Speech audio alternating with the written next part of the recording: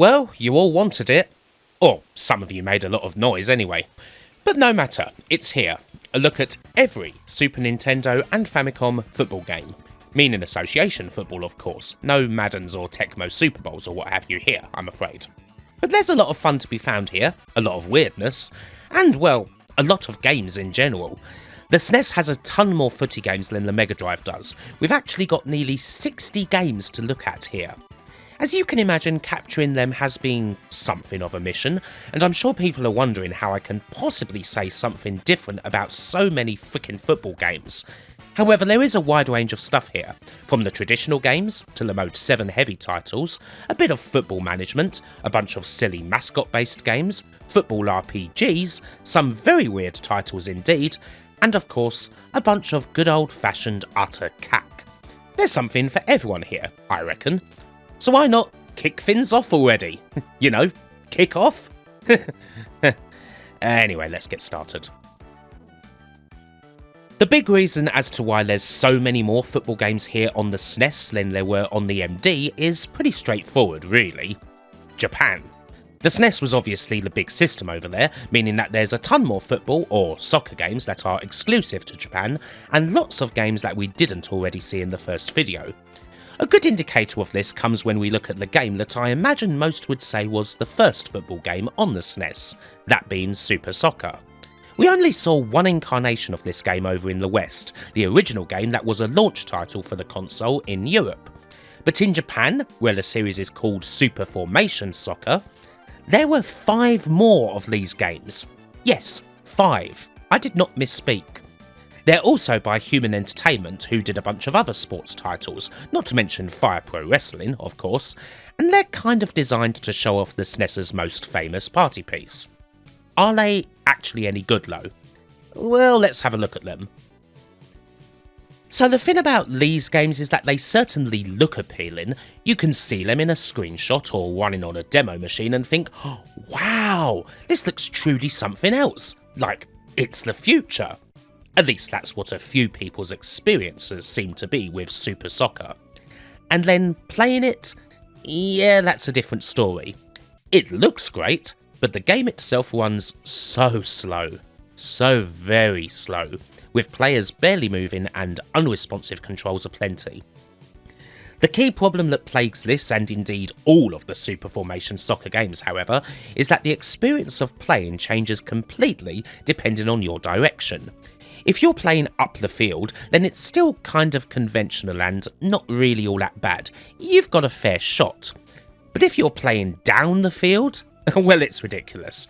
You can only pass to people who you see on screen, meaning that if you're going down the field, it becomes quite tricky to simply make a forward pass, and that kind of breaks things a lot.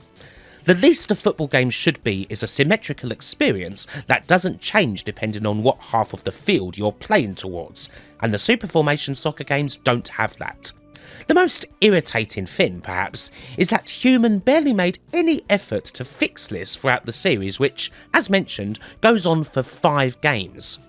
The sequel, Super Formation Soccer 2, much the same game with mostly the same issues. It just feels so cumbersome all of the time and not worth bothering with at all if you're having to play down the bad end.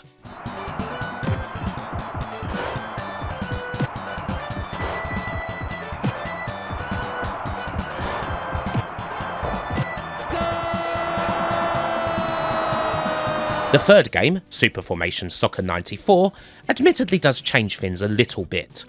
This one's based on the 1994 World Cup, and it does run a fair bit faster, at least, somewhat more responsive and a bit easier to actually put moves together, so long as you're going up the good end, because it still has the big problem. Probably the best of all of these games, I suppose. It has some other oddities as well, like some extremely high resolution menus that are so strangely razor sharp for the system that they're kind of worth pointing out. There's also 2 versions of the game. A second one, World Cup Final Data, came out 2 months after the original's release. There's no real difference here except that the teams for the World Cup have been made totally accurate and everything. Feels a teeny bit pointless, it must be said.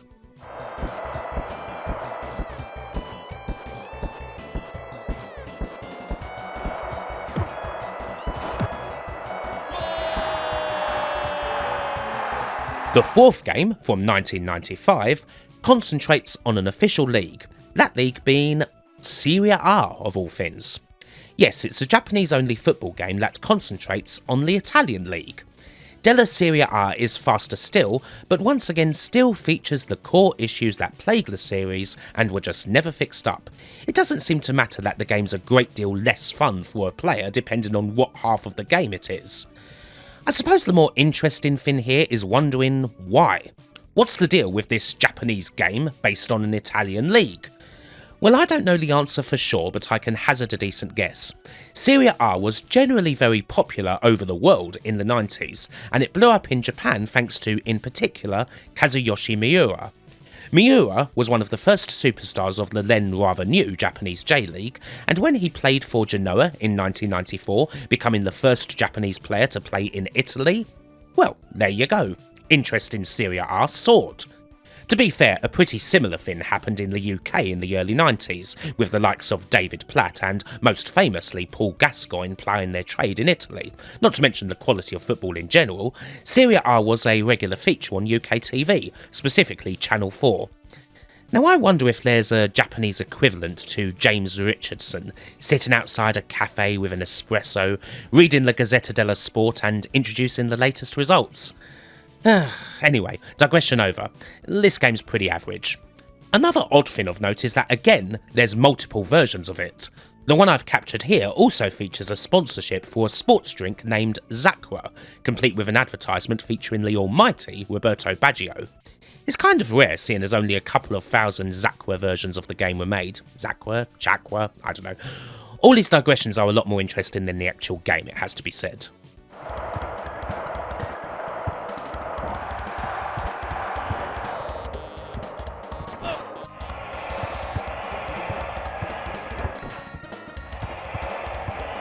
There's not a whole lot of anything else to say by the time we get to the last title, Super Formation Soccer 96 World Club Edition. It's still largely the same game, and indeed it seems to have regressed further, with little to no changes compared to the 94 edition. You almost have to respect Human for steadfastly releasing the same intrinsically flawed game over and over again without actually trying to fix the massive issues that plagued every version of it. On the whole, it makes for a disappointing and frustrating run-out. It feels like they just gave up. It's got to highlight the Mode 7, but there's just no other way of doing a game like this that isn't flawed, apparently, and we can't be asked to overhaul a whole lot. Hey-ho. The funny thing is, we will be seeing a game shortly that does follow the same path as Humans games, but actually does manage to pull it off.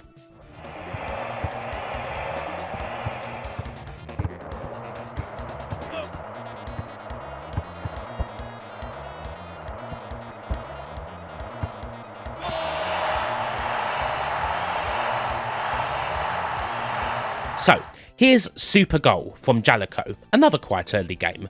This came out in 1992, and it's a sequel to their NES game. This one, unfortunately, it's a bit of a turkey. It's your basic horizontal arcadey football game, the sort of which we'll see a lot of in this video, believe me, and it has a lot of problems that we're going to see constantly. These games are so unfun and feel nothing like football. The CPU is entirely up your arse at all times, meaning you're lucky to spend even a second with the ball. The team feels so useless. Seriously, it's a mission even to kick the freaking ball out with the keeper without giving it away. Also, the game runs like an absolute pig, one of those games that makes the SNES look incredibly weak. Absolute rubbish, music that feels like it's on the verge of death.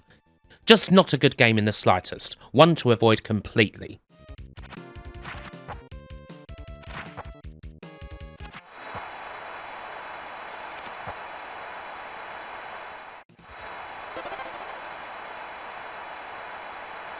For the next instalment of Goal, Jaleco went completely back to the drawing board, and they decided that they were going to be influenced by Human.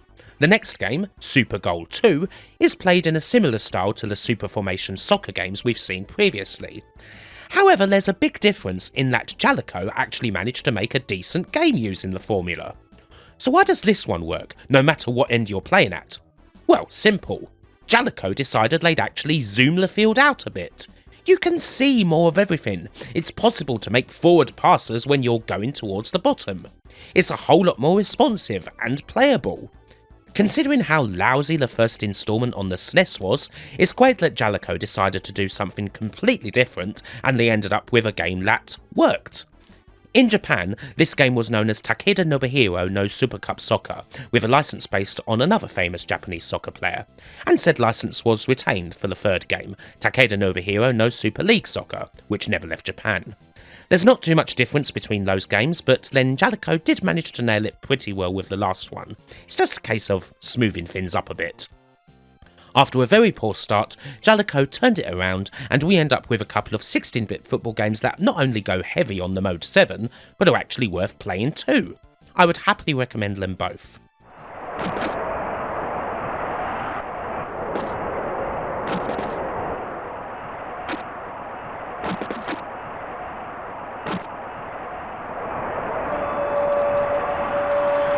Last up in this section we have two games that you may well know. Taito made conversions of their arcade games Football Champ and Hat-Trick Hero 93. Now the original arcade Football Champ is, for me, one of the best horizontal arcade style football games you can find. It looks nice, but it also plays very nice, allowing you to actually put moves together and have very decent playable matches with a lot of funny little stuff thrown in, whether it's getting a quick punch in on the opponent when the ref's not looking, or triggering the almighty super shot at the end of a dramatic match. It's great! So it is a shame then that this SNES conversion is just rather screwed up. I mean, it's so utterly ugly. I'm rather surprised that it doesn't bother to use Mode 7 considering that there's a lot of zooming around in the original, but it kind of feels like a very half-hearted attempt at the game, so much slower and not anywhere near as fun. Quite unfortunate. The sequel, Hat-Trick Hero 93, doesn't really fare all that much better. It looks a little sharper, but it still feels like there's a whole lot more that could have been done to recreate the arcade experience. More than that though, well, it's just another typical horizontal football game that's not very fun to play and doesn't feel like football in the slightest. I'm going to be hammering that home quite a lot, but it's one of the easiest ways to see if a footy game is good or bad and how much effort actually went into it. You should just stick to the originals with these two titles, unfortunately. Not a great treatment for one of the best arcade footy games you can get.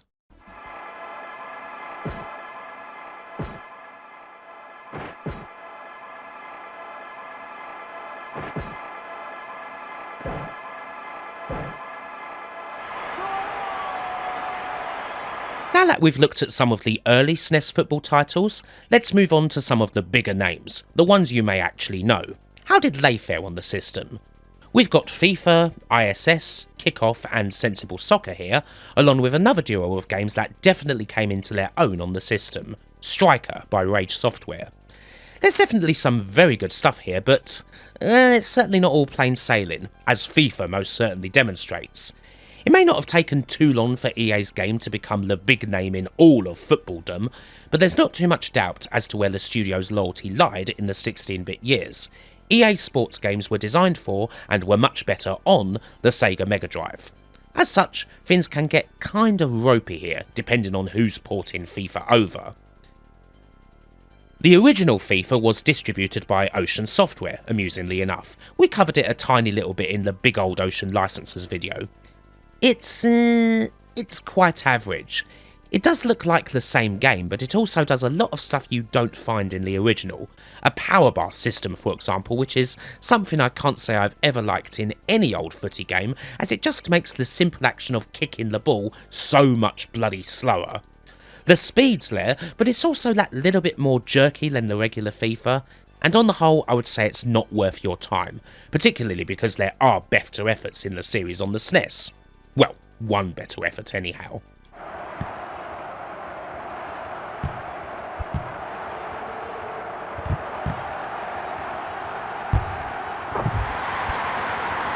FIFA 95 was completely skipped over on the SNES. That game was a Mega Drive exclusive all the way.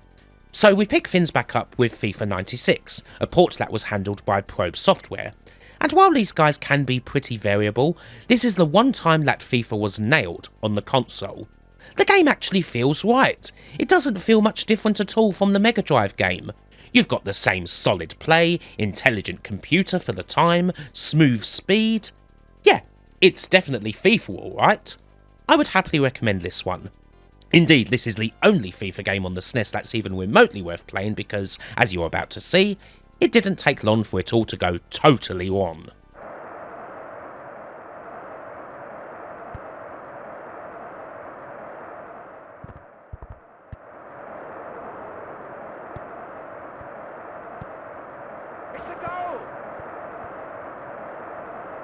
Now, with FIFA 96 already being so late in the generation, you would expect the last two games to be pretty similar.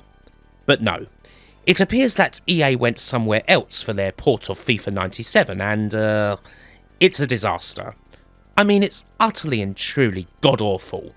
What the bloody hell happened? Why is the game so jerky? Why is it erring so close to being uncontrollable? I mean, you kind of expect a certain bit of standard from the EA name, even if that's often just ban average, but this one is utterly broken. It feels like about £5 was spent on the creation of this one, and it is honestly one of the worst games in this vid. Disastrous. And the final game, FIFA Road to World Cup 98? Yeah, not much better. Perhaps slightly less broken than FIFA 97, but still not good in the slightest. On the whole, as far as FIFA goes, by and large you should just stick to playing these games on the Mega Drive. It's their home, after all.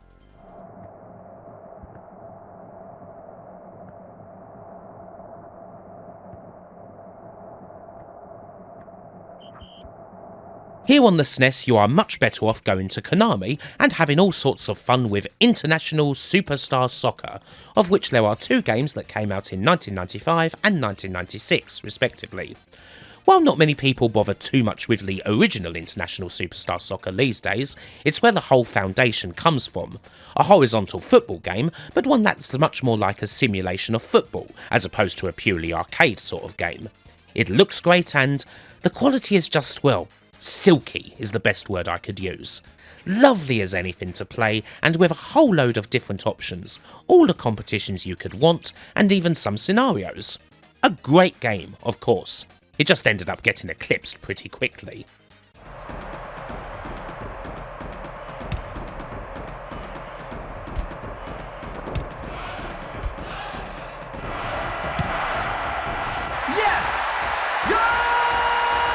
International Superstar Soccer Deluxe is naturally the game that everyone tends to go for. It is, after all, the best football game on the system, and one of the very best of the entire generation. You've got everything that was in the original, but it's all that little bit better. Any little problems with the controls get thoroughly ironed out, there's more commentary, there's a bit more pizzazz. This is the football game for the SNES, and there's not an awful lot around that can even get close to it, in all honesty. It feels so very right, and there's enough there to keep you playing for a long time. Everything from the various modes to a strong learning curve that'll get you playing smarter and smarter in order to beat the computer on the higher difficulties. An absolutely fantastic game of football, this one. It's every bit as playable now as it was when it first came out. One of the best football games of all time. It is worth mentioning quickly that, much like on the Mega Drive, bootleg versions of both FIFA and ISS exist in South America. Football Argentino and Ronaldinho Soccer, respectively, are once again on here. And, well, they're much the same games, only they're filled with South American football teams. Sure, they may occasionally feature the odd graphical glitch or glaring inaccuracy, but these games were very popular all the same, more popular than the official titles even. International Superstar Soccer Deluxe was particularly popular for this. You've also got Football Brasileiro, which is another bootleg based on Konami's game. In any case, you weren't short of options in Brazil or Argentina or wherever in South America when it came to playing a great footy game that featured your favourite club teams. Good charge!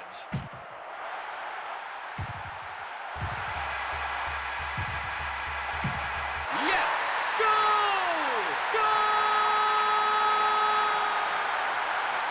And so we move on to Kickoff. Yep, Sorry Kickoff fans, it's time for Anko and Dino Dini's games to receive another sharp kick in from someone who is admittedly about as pro-Sensi as it gets. Mind you, that said, I can't imagine even the most die-hard fans of the series finding much in the way of quality here. Kickoff, however, does have the honour of being the very first football game released on the console. Sort of. World League Soccer is a game by C-Lab from the middle of 1991, and it's actually a port of Kickoff 2, coming out in Japan first. Unfortunately, it's a rather bad port of Kickoff 2 that makes the brand new console look spectacularly weak, a basic game of football that can't even run properly. You do get a lot of goals, but the game is so jerky and slow that it's not in any way fun. I mean, seriously, even when compared to World Cup Italia 90 on the Mega Drive, this game falls down. And that's a pretty bloody low bar to clear. A very unimpressive title indeed, and it's not too hard to see why Super Soccer tends to get cited as the first proper football game on the system, instead of this one. I mean, at least that one had technical qualities, whereas this could have been programmed by schoolchildren.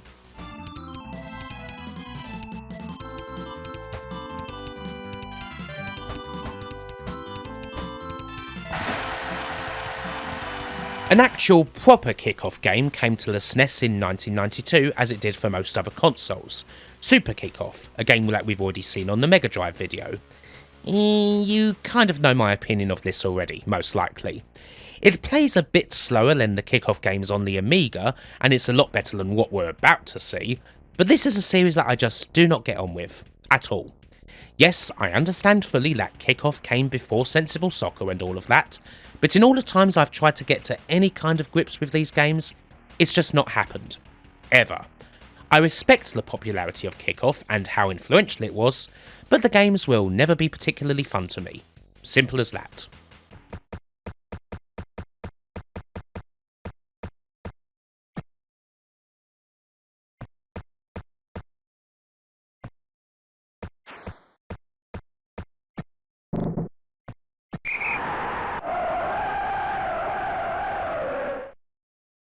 Mind you, that game is absolute nirvana for me compared to what the SNES did to the more manager-centric take on the series. Say hello to Kevin Keegan's Player Manager, or Karl-Heinz Rummenigge's Player Manager if you're in Germany. It's a bit like Kickoff, only with a slightly different engine, and naturally with a lot more manager options. This is the only full-on management game on the SNES, in fact, although a couple of others definitely have managerial elements. And yes, it is grotesque. I mean, the picture of Kin Kev himself is bad enough, but my god, this is a hateful game. Why so hateful? Well, just good luck getting anywhere. This game has the worst picture-based menu I have possibly ever seen. Everything is a frickin' picture, and I do mean everything, with not much in the way of directions or text to be found, and it makes even getting around menus a horrendous chore. Picture-based menus are, of course, a common problem in European games, especially sports ones. They exist so that developers didn't have to do much in the way of translating the game into multiple languages for the various European markets. But my god, this is the worst one. They basically made it so that nobody at all could understand it. Horrible, horrible. And once you actually do get into a match, you'll find it's not worth it. Even if you get to see a full match on an engine, the result's just too slow. Weird thing to say about a Kickoff based game, but you want something snappier for a management game, not something where it takes ages to get through a few games and an eternity for a full season. This is utter crap of the highest order, and one of the worst football games on the system. If you can't tell already, I absolutely hate it, and I would love it if every copy of this game just went into the friggin' bin.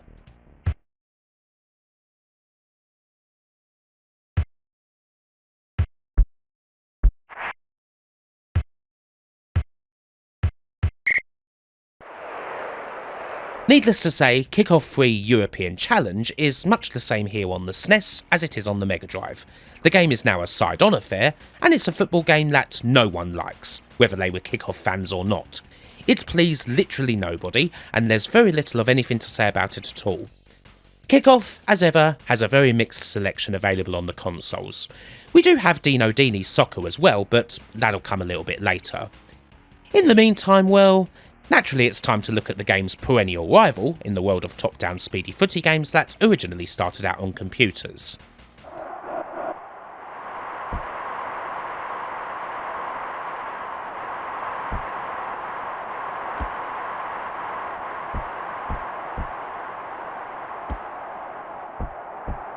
Sensible Soccer and International Sensible Soccer are, well, they're just what you would expect, really. Again, they're much the same as the Mega Drive versions of the game, and that's not a bad thing. Both are very good versions of the classic indeed, although not quite as good as the Atari Jaguar version, which is actually the best you can find on consoles. The funny thing about this game, back in the day, was that the SNES version was certainly quite chunky when played on a CRT. Due to the way the SNES's graphics worked, games like Sensi really accentuated those fatter sprites. Similar story with cannon fodder, as it goes. You don't really get this feeling on emulation, depending on how you're set up, but it was a difference back in the day. Anyway, yeah, Sensi is quality on here, as it is on most other systems. A great game, well ported.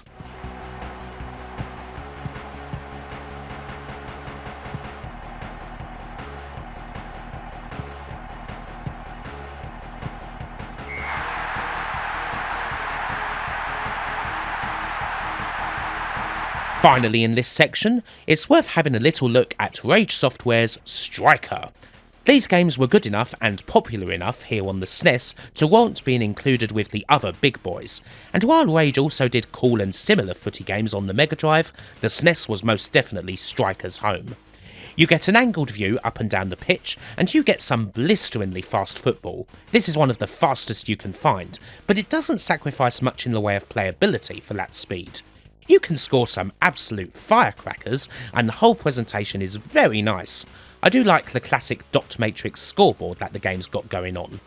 There's also the inclusion of indoor football, which is a nice load of silly fun. Both the original Striker and World Cup Striker are very good, with not too much difference between them, although I think I would say that the original Striker is the better game. It just feels a bit more entertaining. It also has a fair few identities, but whether it's World Soccer 94 in the US or Eric Cantona's Football Challenge in France, it's definitely amongst the best football games of the 16-bit generation, and naturally it's a highly recommended one that still thoroughly holds its own against the generally bigger names around in this section.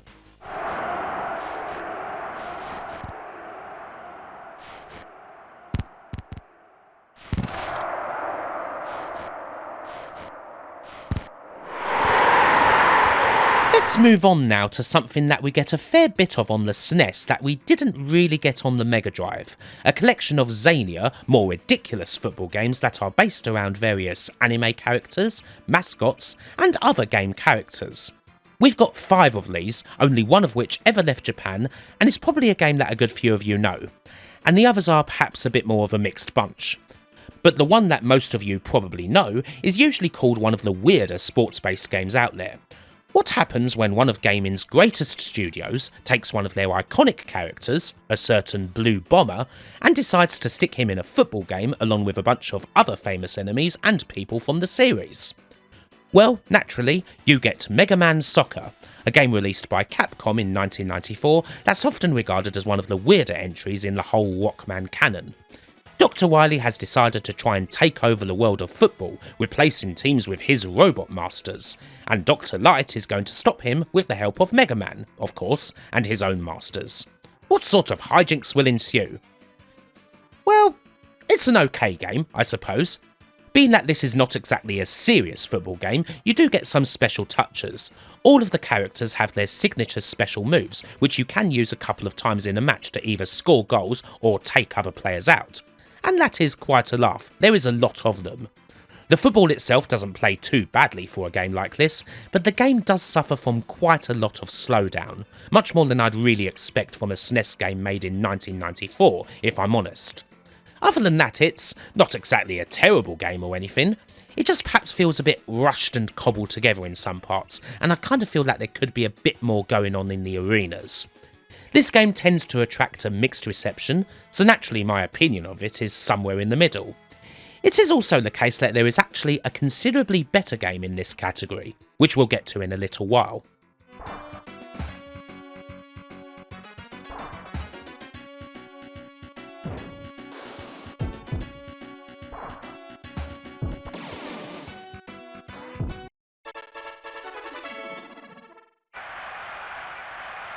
However, you will not find that better game in the two Battle Soccer titles, Field no Hasha and Battle Soccer 2. This pair of Banpresto published games feature quite a lot of big names.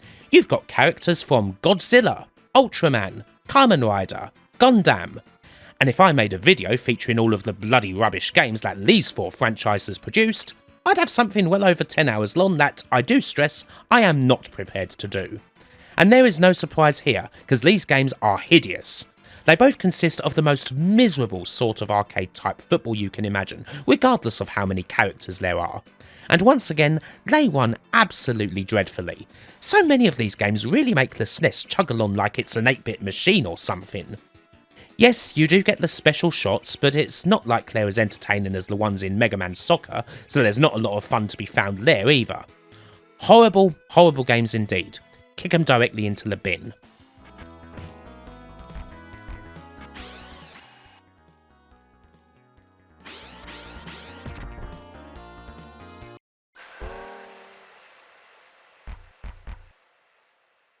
Ultraman himself also gets his own silly football game.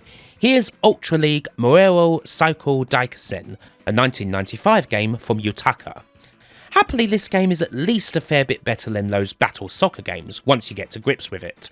It doesn't seem to feature a whole lot in the way of thrills, but it runs nicely. Your characters do get energy bars that go down as they get whacked, and if they empty they become rather tiny for a while, although they are still playable despite that. It's an okay enough game, on around about the same level as Mega Man Soccer.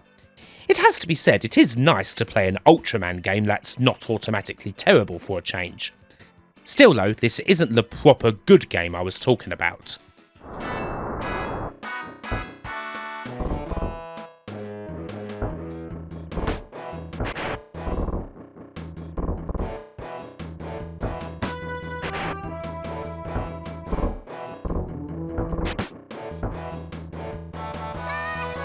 The really good game is something called Dolucky's A-League Soccer, and it was made by Zoom in 1994.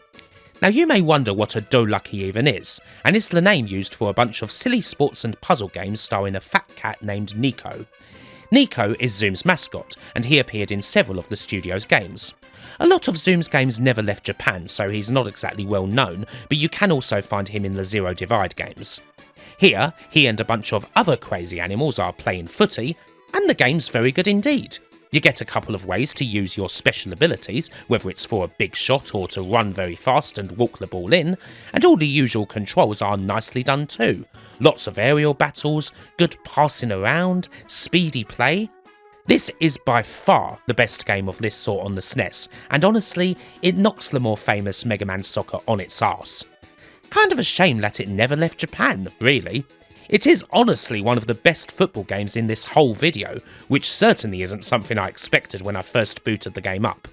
A definite recommendation.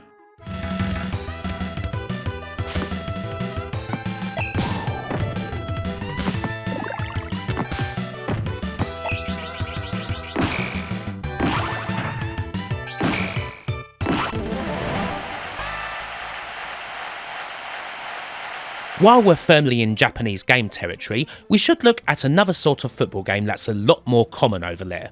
The sort that's a bit like an RPG, usually featuring an individual, a totally different sort of play, and a whole lot of story. And naturally, this means a lot of Captain Tsubasa. The goal-scoring superstar hero from a whole load of manga and anime that started out back in the 1980s, Tsubasa Ozora has 4 games on the Super Nintendo, and unlike the original Tecmo NES game, none of Tsubasa's SNES efforts left Japan. As such, there's a lot of intriguing things to be found here. But he isn't the only one in this section. There's another RPG type game, and I've also chucked in a couple of youth soccer based games that kind of seem to fit best in this part of the video. Anyhow, on with the glory of Captain Tsubasa. These games are unlike any other that we've seen so far, although we did at least see an unreleased effort to port the original Tsubasa to the Mega Drive in the previous football video. The first 2 games here, Captain Tsubasa 3 Kote no Chosen and Captain Tsubasa 4 Pro no Rival Tachi, both work in a pretty similar fashion to the original games, and they represent something called cinematic soccer. You control all players on the pitch, but you mainly do so through a simple board of the pitch, while the fancy stuff happens in the top half. When you decide to pass or shoot or whatever, everything stops and you pick an action. Some of these are special actions that can be very effective, but they also cost more AP, so you only have a limited amount of them. The same also applies to being off the ball and tackling, or saving with the keeper. It's all a bunch of actions and a little bit of strategy. Now your mileage may vary with these games, but I actually quite enjoy them. The pace is a bit slower for sure, but it's a different and quite cool take on football, and I quite like all the cutscenes that you can get. Of course, there's also a whole lot of story and tactics here which are sadly kind of inaccessible if you don't know the lingo, but it's not actually that difficult to get yourself into a match and not very difficult to figure out what's going on. It's all quite enjoyable, really.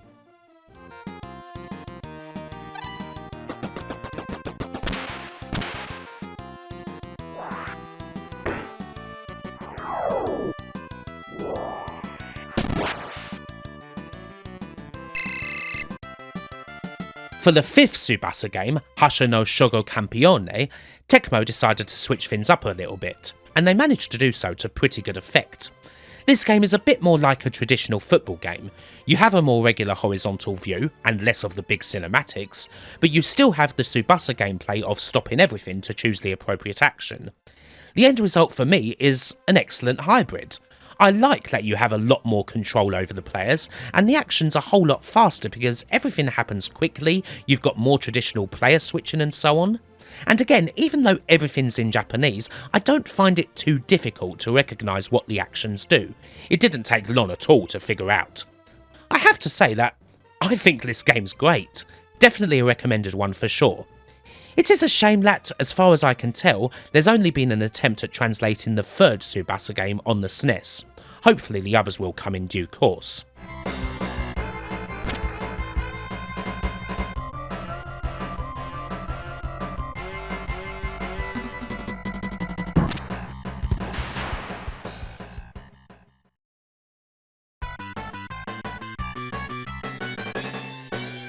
There is one other Tsubasa game to look at, Captain Tsubasa J, The Way to World Youth.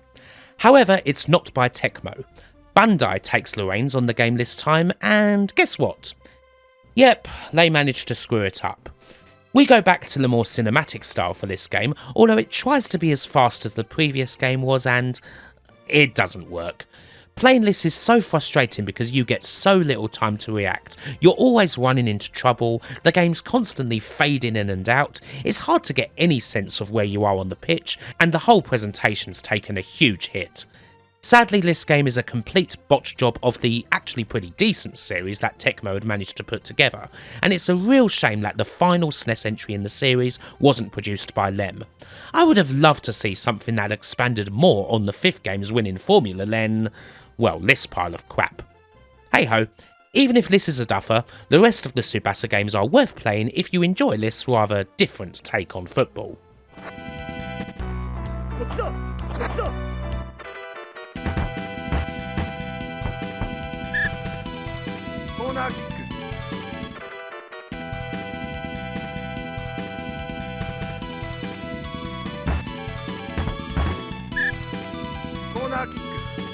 Another RPG-esque game based off an anime is Aoki Densetsu Shoot, published by Atlus in 1994. The setup here appears to be a lot like Captain Tsubasa, but the football is a lot more conventional. There's not a whole lot of the cinematic trappings here or anything. That's not a problem at all, but sadly the match engine is pretty horrid. So ugly and unresponsive and hard to get anywhere at all with. So that kinda kills things really. It's a pretty obscure game and there's not much I can see that would ever change that. Certainly there's no reason at all to ever bother with this game when the Captain Tsubasa titles already exist, unless you're a fan of the original work this is based on. Oh well.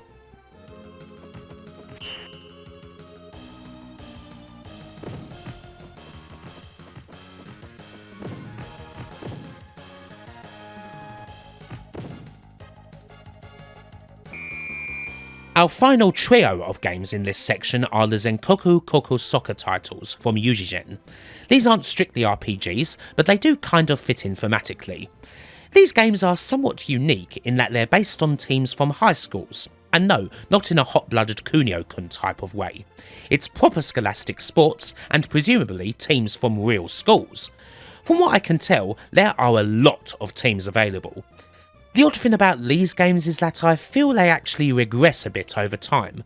The first game from 1994 is a pretty generic side-on affair, but not all that bad once you get past the Japanese text and management options and actually get into a game. There's a good amount of goals at the very least.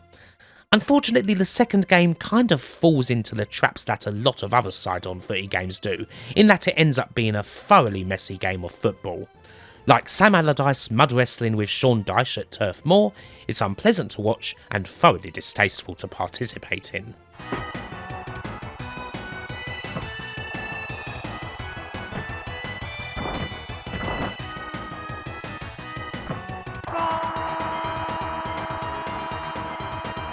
The third game, 96 Zenkoku Koukou Soccer Senshuken, goes seriously in depth with everything. It's most certainly the game for you if you really love Japanese high school level soccer. It's more like a management title with tons of options. There's lots of tactics, a ridiculous amount of training scenarios to beef up your team, coaches, the job lot. Needless to say, this is quite tricky to understand if you don't know the lingo, which of course I do not, as you can probably tell by how I've likely butchered the pronunciation of the names of all these games. It could have had potential, but the match engine here is absolutely awful, one of the ugliest and most unplayable we've seen so far, and that kinda spoils everything else. Something had to suffer to get in all these important stats for what feels like hundreds of high school teams, I suppose. On the whole, yeah, if you're going to play sports games with high schools, I would stick to the fictional world of Kunio-kun. It's far more entertaining. Okay.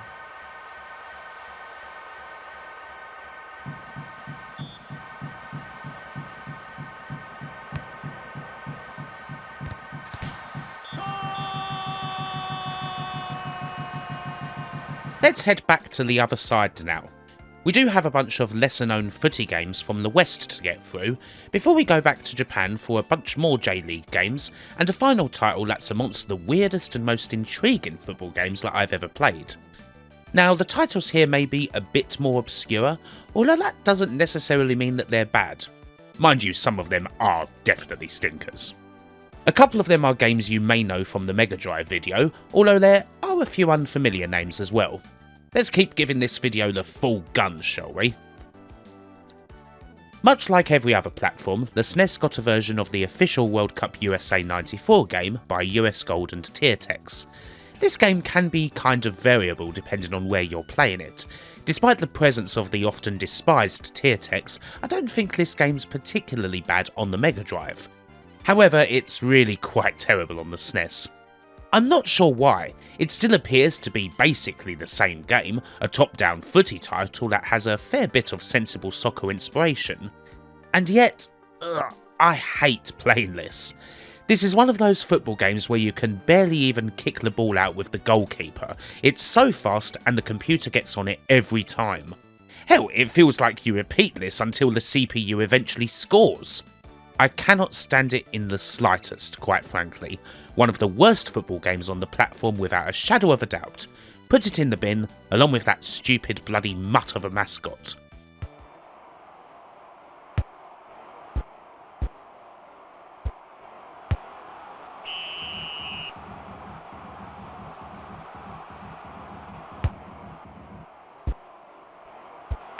Sticking with US Gold, the SNES also has a version of Head-On Soccer, the game that's also known as Fever Pitch, depending on where you are.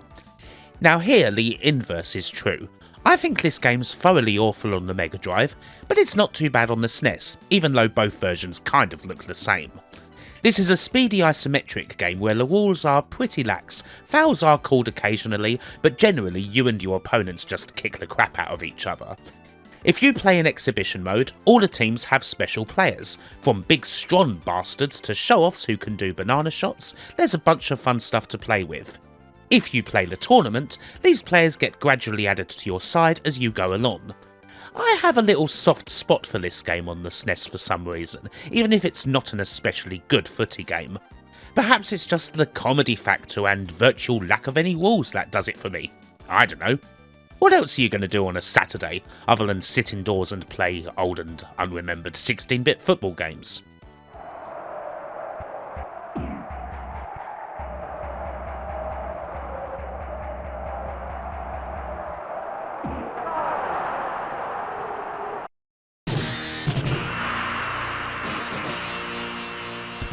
We had the kickoff games earlier, and naturally we have a version of what most folk know as Goal on the Amiga. Here on consoles, however, it's Dino Dini Soccer, probably because Jalico got to the other title first. This is another one that I didn't care for on the Mega Drive, although I actually don't mind this version here on the SNES for whatever reason. It's a top-down game, of course, and it kind of feels a bit different to the Mega Drive game, a little bit slower and a hell of a lot smoother. It sure is a hell of a lot better than the kickoff games on this system, that's for sure. Now I'm pretty sure that Dino oversaw the Mega Drive version of this game, although I'm not sure if he did the same for the Super Nintendo one. Anyway, this is totally alright.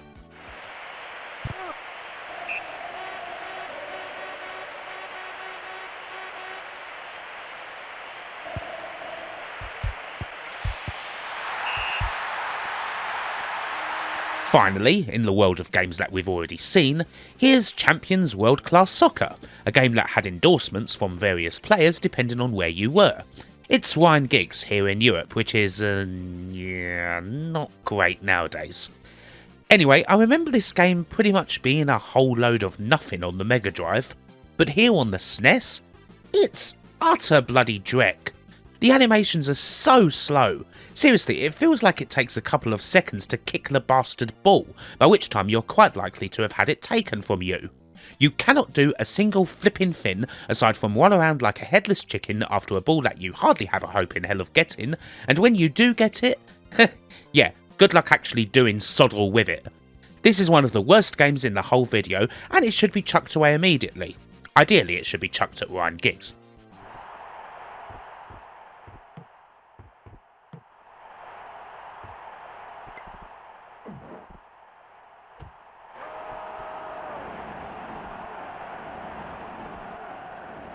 The next game is one you've seen a bit of if you watch the Ocean Licenses vid, Manchester United Europe, the final game in Chrysalis's series of Red Devils endorsed titles, and the only one that actually made it to a console. While the other Man United games are honestly pretty lousy, this one's not too bad. The influence that it takes from sensible soccer is very obvious indeed, with a view that's pretty close to identical to go along with an isometric one, but it does a lot better job at imitating Sensi than something like World Cup USA 94 does. Shame that it doesn't have the banana shots and streakers from Football Glory, mind you. Anyway, this is a game that is thoroughly just fine, something that would fit nicely in the mid-table of SNES football titles. You know, similar to the position that the real Man United find themselves in nowadays.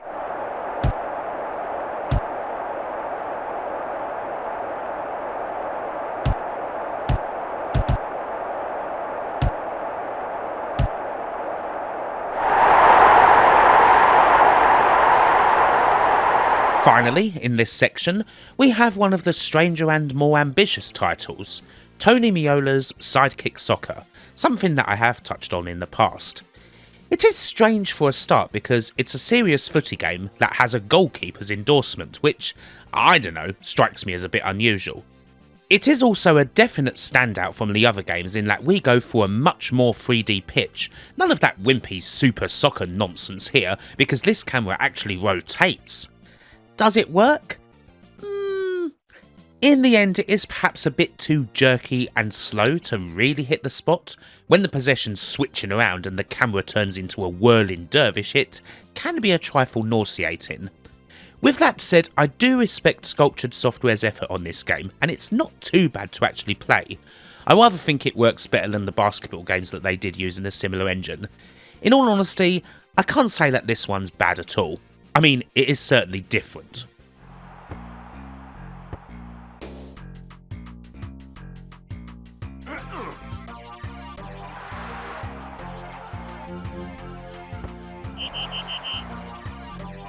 Our final section takes us largely back to Japan, where we have quite a lot of games that are based on the J-League.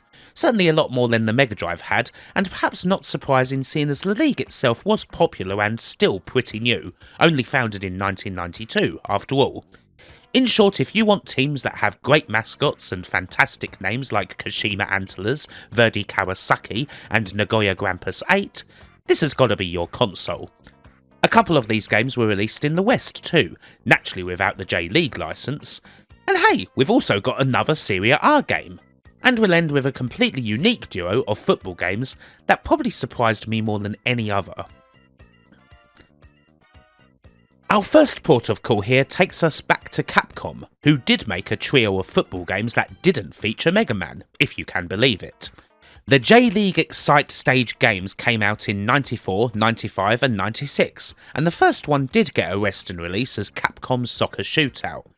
And frankly, even if you can't bear the thought of any kind of football game that features video game characters, I would still recommend going with the Blue Bombers title over this. These games are complete dreck. They don't even evolve all that much in any department. All three of them are the same sort of unpleasant, bad arcade side-on football that we've seen far too much of already in the video. They don't even bother to let you know which frickin' player you're actually controlling, which is, something that I would kind of consider to be a basic part of any football game, but is something that this and a few other games decided just wasn't worth bothering with. I guess that the last Excite Stage 96 installment is the best one, but honestly, they're all absolute shite. It's rare to find something crap on the SNES that has Capcom's name on it, but these games most certainly fit the bill. Goal kick.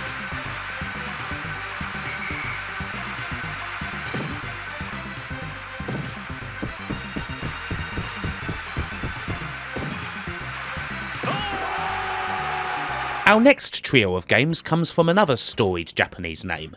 Here's Namco and the three J-League Soccer Prime Goal games, the third of which was released in Europe as 90 Minutes European Prime Goal.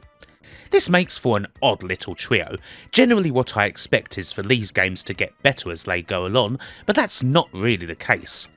The original is a pretty dull game, not much that we haven't seen before in all honesty. You would find it hard to differentiate it from many of the other games we've seen. I mean, if it were in one of Ashen's quizzes, it would be a definite "the last two are bastards" question. The second game, Prime Goal 2, is actually not too bad. Much more nicely balanced, less of the usual arcade bollocks. One different thing that the games do that I'm not sure about are these quick-fire one-on-one cutscenes that happen in play. They seem to play out like a Junkin match or something along those lines, and they kind of feel rather awkward. But hey-ho, not too bad a game. The third one, unfortunately, feels like a bit of a regression back towards what was in the first game. I mean, it's not the worst I've seen, but I can't think of any reason at all why you would ever fire this one up over some other better titles. Of course, back in the old days, it depended just on what you had. You probably wouldn't have had a whole range of footy games to choose from, like we do now. You'd have had just one or two in your collection, that is. But when we're having a look at all of them, yeah, I don't think this one's aged gracefully.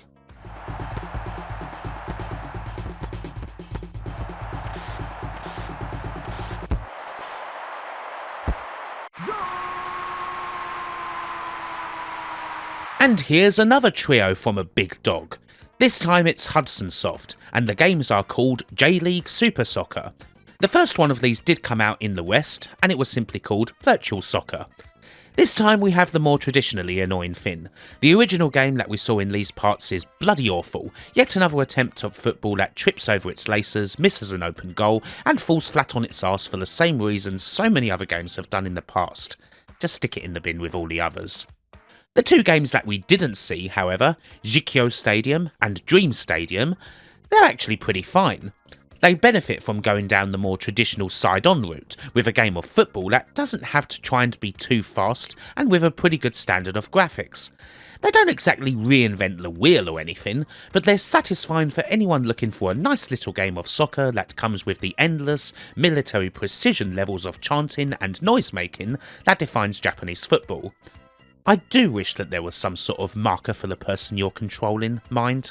Why is that not a thing in so many of these games, for heaven's sake? Anyway, I quite like these two games.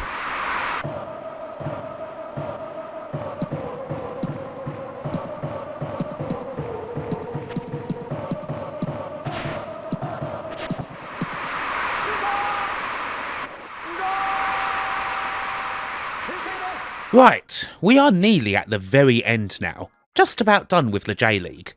So how's about another adventure into Italy?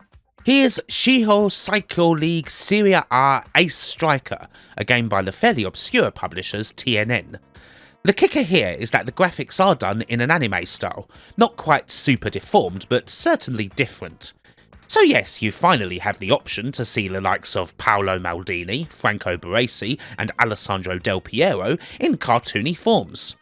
To be fair, the graphics look bloody great, and the odd cutscenes for goals are kind of cool. That and the football itself is fine. Takes a little to get used to, but it's an okay enough play and it actually allows a bit of variation in goals, which I appreciate. I mean, it's nice to have one of these games when you actually have a chance of scoring a long shot, rather than absolutely having to get into the area every time. It's a decent looking game, it's a decent playing game, and the only thing it's missing is an anime James Richardson with a sardonic grin on the piazza and a copy of La Gazzetta. Actually, that would improve every single football game, in all honesty. Anyway, this is decent.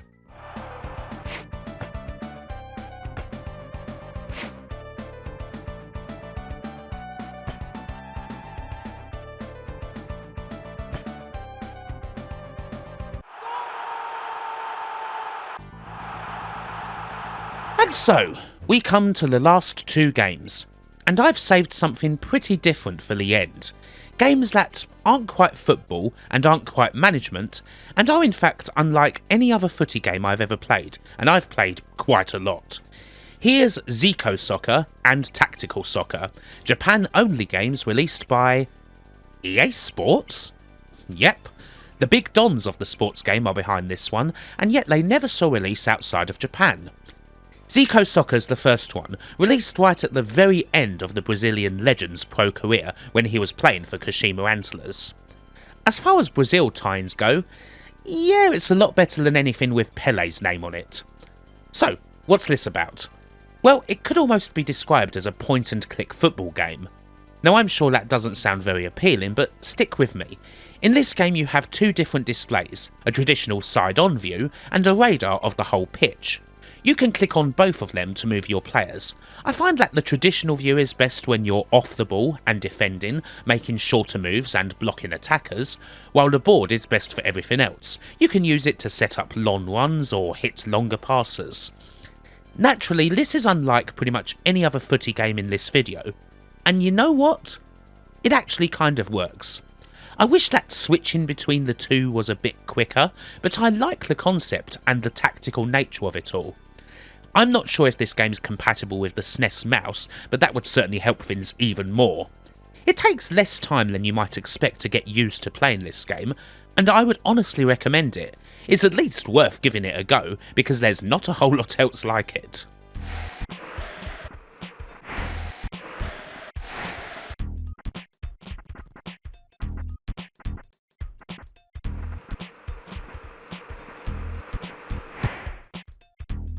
The second game, Tactical Soccer, follows the same formula only with things changed up a bit. The original game's a bit slow, whereas this one tries to be a lot quicker. I'm not sure if this is too good a change. I find with this one that I focus almost entirely on the board and never see the action, which is fair enough I suppose because you can't click on the regular side view anymore. I suppose the devs knew this would be the case, so you do get replays of various shots and actions when the ball goes out of play. Again, there's a lot of scope for things you don't usually see in the 16-bit games. Simple things like passing into an area and having players run onto the ball, as opposed to always passing to feed, or picking exactly where to hit the ball so you can curl it a bit. You don't see these sort of things in basically any other 16-bit console footy game. On balance, I prefer the original Zico Soccer, but this one is perfectly fine too. I wonder if there were any plans for these games to come out in the West, seeing as Electronic Arts is on them, or rather their Japanese win, Electronic Arts Victor. Would they have been some sort of FIFA spin-off perhaps? I guess we'll never know, but they certainly make for a wholly new football game experience, and a refreshing surprise. And they make the whole process of playing every one of these SNES football titles, no matter how humdrum, very much worth the effort.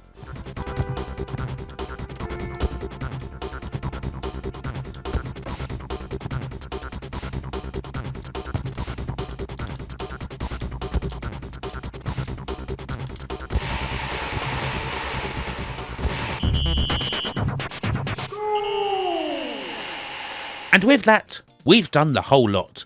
A quite frankly ridiculous amount of football games for a single 16-bit system, all sorted out and given a fair shout. It may well have felt like a bit of an endurance test at times, but we made it, and hopefully it works as something for the completionist or a simple trip down memory lane. So what comes next if we do this again? Some people have mentioned the Amiga, of course. Well, I can tell you now that the venerable Amiga has easily over 100 football games ranging from regular play to management, and such a colossal project is, quite frankly, inconceivable. Or is it? Well, we shall see at some point, I suppose. But it's time to blow the whistle on this video here, to say that I very much hope you enjoyed it, and to finish as ever by saying, bye for now.